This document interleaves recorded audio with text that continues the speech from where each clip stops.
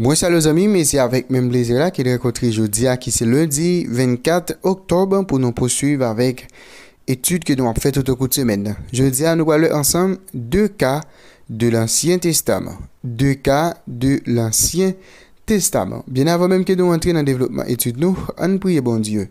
Papa, nous qui dans le ciel là, merci pour tant de bienfaits que vous manifestez dans la vie nous. Merci pour une nouvelle opportunité que vous accordez avec nous jeudi pour nous capables continuer à approfondir connaissance nous à propos de parole. Nous parlons l'autre étude jeudi nous demandons au Père qui va ensemble avec nous, qui va éclairer nous à travers Saint-Esprit pour nous comprendre et mettre en application parole. Bénis-nous, sauvez-nous, qu'il en soit ainsi au nom de Jésus. Amen. Moi remercie aux amis pour l'effort que vous-même vous consentez chaque jour pour capable étudier leçon école du sabbat. Pas oublier chaque fois fin étudier, moi toujours pour plaisir encourager ou partager tout ça avec un entourage pour faciliter plus mon arriver étudier leçon école du sabbat. Si vous pas abonner, m'a dit qu'on vite à faire ça et encourager l'autre monde tout fait même gens ensemble avec vous. Eh bien, leçon semaine nous connaissons déjà, nous dans leçon 5, la résurrection avant la croix. Verset à mémoriser. Jésus lui dit, je suis la résurrection et la vie. Celui qui croit en moi vivra, quand même il serait mort. Et quiconque vit et croit en moi ne mourra jamais. Crois-tu cela? Jésus lui dit, je suis la résurrection et la vie. Celui qui croit en moi vivra, quand même il serait mort. Et quiconque vit et croit en moi ne mourra jamais. Crois-tu cela? Jean chapitre 11, verset 25 et verset 26 qui c'est verset nous gagnons pour nous mémoriser dans le cadre étude pour semaine. Jeudi, c'est lundi 24 octobre.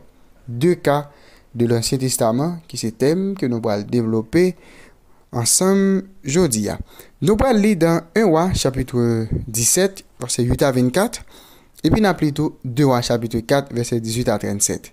Nous allons regarder qui point de similitude, c'est-à-dire point de ressemblance, et nous allons regarder tout point de différence que nous sommes capables de dans deux résurrections. Ok? Texte est assez long, mais nous réclamons une petite patience pour que vous-même vous capable de lire et bien comprendre et bien parole ça que nous pourrons lire dans le texte ça qui c'est deux textes que nous joignent dans le livre et bien 1 Roi et puis 2 Rois. On allait ensemble. Alors la parole de l'Éternel lui fut adressée en ces mots. Lève-toi, va à Sarepta qui appartient à Sidon et demeure là.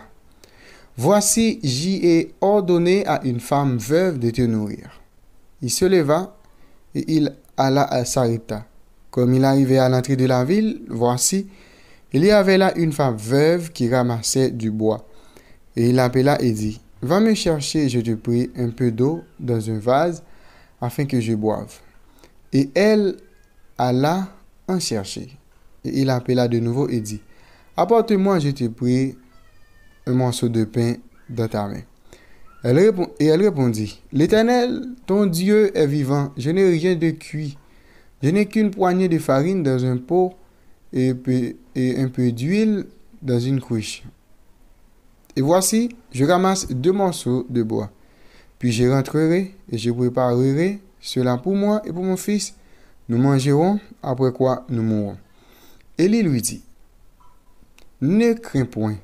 Rentre, fais comme tu as dit, seulement prépare-moi d'abord avec cela un petit gâteau, et tu me l'apporteras. Tu en feras ensuite pour toi et pour ton fils. Car ainsi parle l'Éternel, le Dieu d'Israël. La farine qui est dans le pot ne manquera point, et l'huile qui est dans la cruche ne diminuera point, jusqu'au jour où l'Éternel fera tomber de la pluie sur la face du sol. Elle alla, et elle fit selon la parole d'Élie. Et pendant longtemps, elle eut de quoi manger, elle et sa famille, aussi bien qu'elle est. La farine qui était dans le pot ne manqua point, et l'huile qui était dans la cruche ne diminua point, selon la parole que l'Éternel avait prononcée par Élie. Après ces choses, le fils de la femme, maîtresse de la maison, devint malade, et sa maladie fut si violente qu'il ne resta plus en lui de respiration. Soulignez ça, il n'est pas arrêté dans lui, respiration. Cette femme dit alors à Élie, qu'y a-t-il entre moi et toi, homme de Dieu? Es-tu venu chez moi pour rappeler le souvenir de mon iniquité et pour faire périr mon fils? Il lui répondit, donne-moi ton fils. Et il prit du sein de la femme, le monta dans la chambre haute où il demeurait et le coucha sur son lit. Puis il invoqua l'Éternel et dit, l'Éternel mon Dieu, qu'est-ce que tu affligerais au point de faire mourir son fils? Même cette veuve chez qui j'ai été reçu comme un hôte. Et il s'étendit 3 fois sur l'enfant. Il invoqua l'Éternel et dit, l'Éternel mon Dieu, je t'en prie, que l'âme de cet enfant revienne au-dedans de lui. L'Éternel écouta la voix d'Élie, et l'âme de l'enfant revint au-dedans de lui, et il fut rendu à la vie. Élie prit l'enfant, le descendit de la chambre haute dans la maison, et le donna à sa mère. Et Élie dit, vois, ton fils est vivant. Et la femme dit à Élie, je reconnais maintenant que tu es un homme de Dieu, et que la parole de l'Éternel dans ta bouche est vérité. Kounya nous allons lire le texte qui c'est 2 Rois, chapitre 4, nous appelons dans verset 18 pour nous venir dans verset 37. Ça, c'est une autre histoire. L'enfant grandit et un jour qu'il était allé trouver son père vers les moissonneurs. Il dit à son père, ma tête, ma tête. Le père dit à son serviteur, porte-le à sa mère. Le serviteur l'emporta et l'amena à sa mère, et l'enfant resta sur les genoux de sa mère jusqu'à midi, puis il mourut. Elle monta, le coucha sur le lit de l'homme de Dieu, ferma la porte sur lui et sortit. Elle appela son mari et dit, envoie-moi, je te prie, un des serviteurs et une des ânesses. Je vais aller en hâte vers l'homme de Dieu et je reviendrai. Et il dit, pourquoi veux-tu aller aujourd'hui vers lui? Ce n'est ni nouvelle lune, ni sabbat. Elle répondit, tout va bien. Puis elle fit sceller l'ânesse et dit à son serviteur, mène et pars, ne m'arrête pas en route sans que je te le dise. Elles partirent donc et se rendirent vers l'homme de Dieu sur la montagne du Carmel. L'homme de Dieu, l'ayant aperçu de loin, dit à Géasi son serviteur, voici cette Sunamite.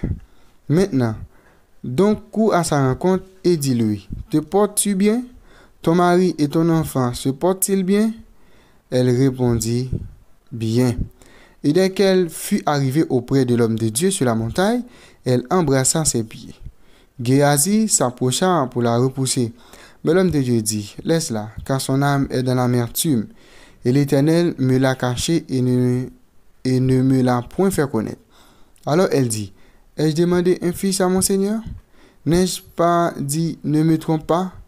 Et Élisée dit à Géasi, Saint-Terrain, prends mon bâton dans ta main et pars. Si tu rencontres quelqu'un, ne le salue pas. Et si quelqu'un te salue, ne lui réponds pas. Tu mettras mon bâton sur le visage de l'enfant.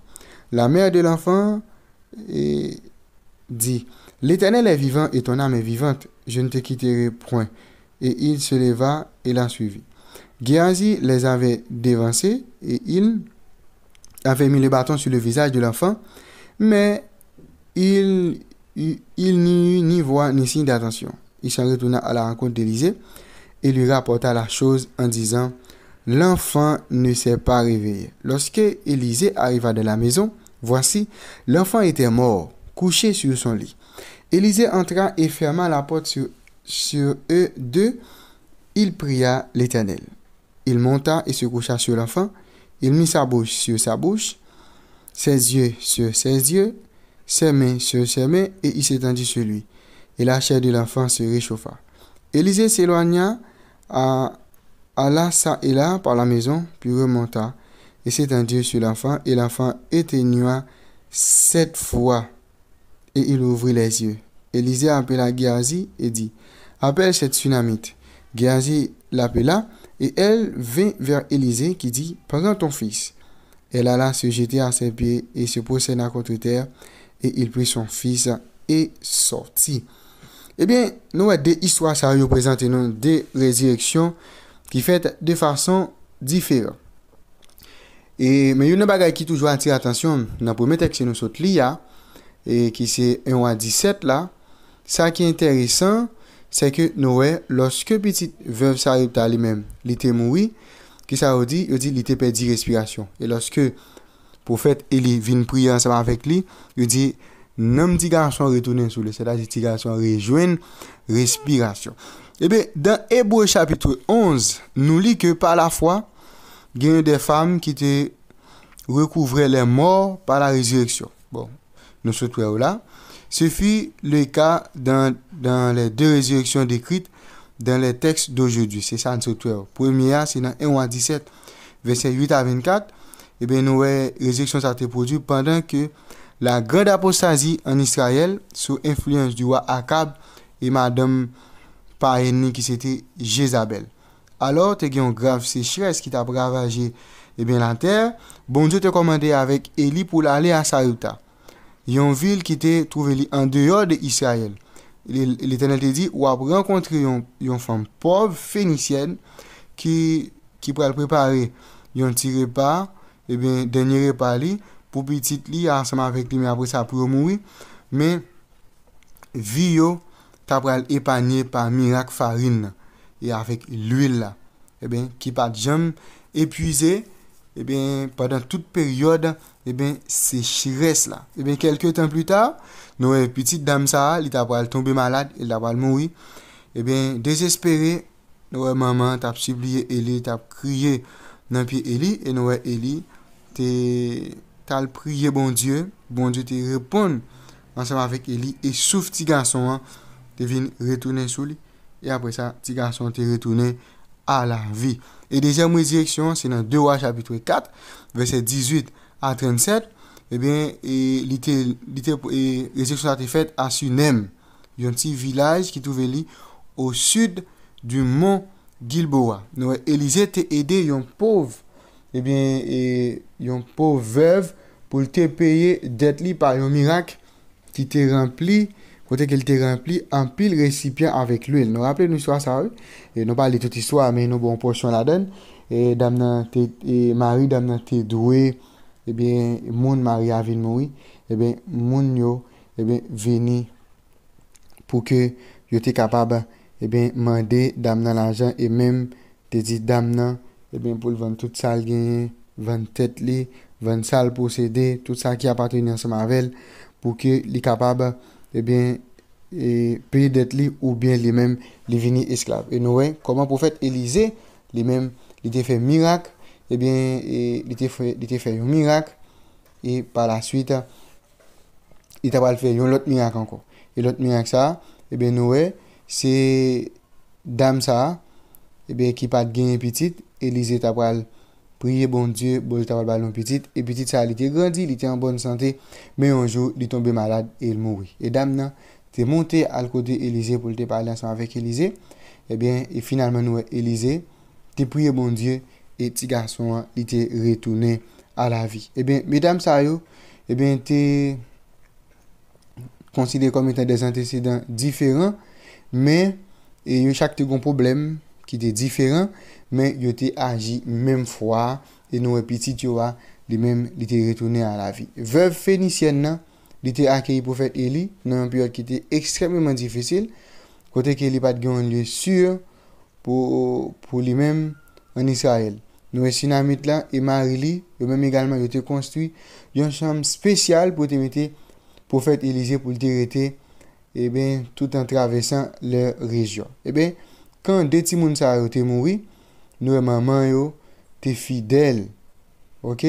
T'es fidèle, t'es fait appel avec prophète yo, et nous ti moun yo t'es retourné à la vie. Nous même jodi nous capable connaître des moments difficiles, mais nous besoin faire bon Dieu confiance. Nous deux mesdames ça yo pour que ti moun yo t'es capable retourner à la vie, yo t'es fait prophète yo confiance.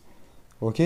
Les nous croyons dans prophète l'Éternel yo, n'a capable réussir. Les nous croyons dans serviteur l'Éternel yo, n'a capable réussir. Ce sont là de belles histoires.